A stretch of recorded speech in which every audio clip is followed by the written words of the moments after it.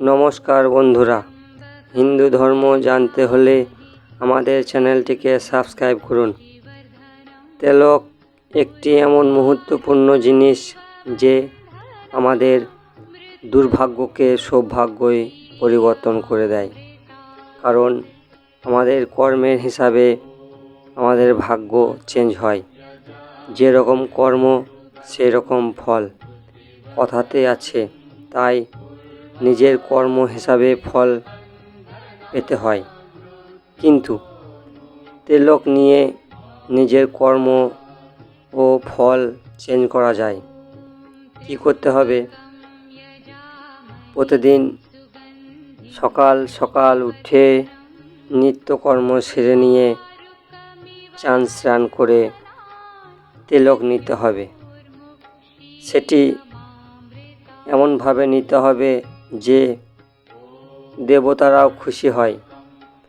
এর আগের ভিডিওতে 60টি দিনে 60টি দেবতার পূজা, এই ভিডিও আপনারা নিশ্চয়ই দেখেছেন। তেমনি এই 7 দিনে যদি দিন অনুসারে তিলক নেওয়া হয় তাহলে নিজের ভাগ্যকে পাল্টানো যায়, নিজের ভাগ্যকে পরিবর্তন করা যায়। তাই দিন হিসাবে তিলক নিয়ে নিজের ভাগ্যকে পরিবর্তন করুন। সোমবার দিন ভগবান শিবকে খুশি করুন। নিজে সাদা চন্দনের তিলক লাগান, না হলে ভস্মের তিলক লাগান।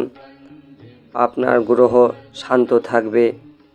এইভাবে ভাগ্যচক্র গ্রহ শান্ত করতে হবে। ধীরে ধীরে বুঝতে পারবেন যে আপনার সোম গ্রহ শান্ত হচ্ছে। মঙ্গল গ্রহকে শান্ত করতে গেলে মঙ্গলবার দিন সিঁদুরের তিলক নিতে হবে। হনুমানজি খুশি হবে, মঙ্গল গ্রহ শান্ত হবে, আপনার মঙ্গল হবে। বুধ গ্রহকে শান্ত করতে গেলে সিঁদুরের তিলক নিতে হবে। এতে বুধ গ্রহ শান্ত হয়, ভগবান গণেশও শান্ত হয়। তাই সিঁদুরের তিলক নিয়ে ধীরে ধীরে বুধ গ্রহকে শান্ত করুন। আপনার বুদ্ধি বাড়বে, আপনার ক্রোধ ধীরে ধীরে শান্ত হবে। তাই বুধ গ্রহকে শান্ত করুন এইভাবে। বৃহস্পতি গ্রহকে শান্ত করতে গেলে আপনাকে চন্দনের তিলক নিতে হবে, না হলে হলুদের তিলক নিতে হবে। তাহলে ধীরে ধীরে আপনার বৃহস্পতি গ্রহ শান্ত হবে। মাতা পিতা গুরুজনদের সম্মান দিলে গুরু গ্রহ শান্ত হয়। এইভাবেই এই নিয়মগুলি মেনে চললে আপনার বৃহস্পতি অতএব গুরু গ্রহ শান্ত হবে।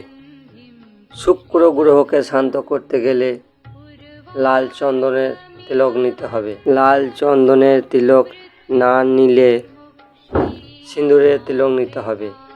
তাহলে শুক্র গ্রহ শান্ত হবে, মা লক্ষ্মীও খুশি হবে। এইভাবেই তিলক নিলে মা লক্ষ্মী অতএব শুক্র গ্রহ আপনার মজবুত হবে। শনি গ্রহকে খুশি করতে গেলে শনিদেবের হিসাবে আপনাকে দান ধন করতে হবে। শনিবার দিন কালো বস্ত্র দান করতে হবে। আপনাকে শনিবার দিন লাল চন্দনের তিলক নিতে হবে। তাহলেই ধীরে ধীরে আপনার শনি গ্রহ মজবুত হবে, শনির দোষ কাটবে।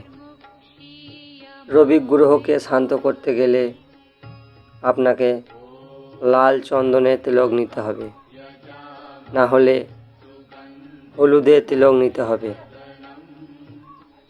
ভগবান শ্রীহরি, ভগবান সূর্যদেবের আরাধনা করতে হবে।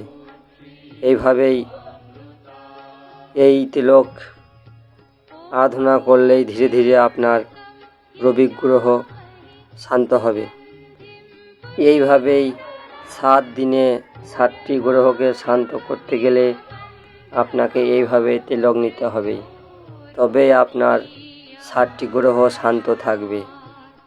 এই ভিডিও ভালো লাগলে সাবস্ক্রাইব করবেন, শেয়ার করবেন, লাইক করবেন, কমেন্টে জানাবেন।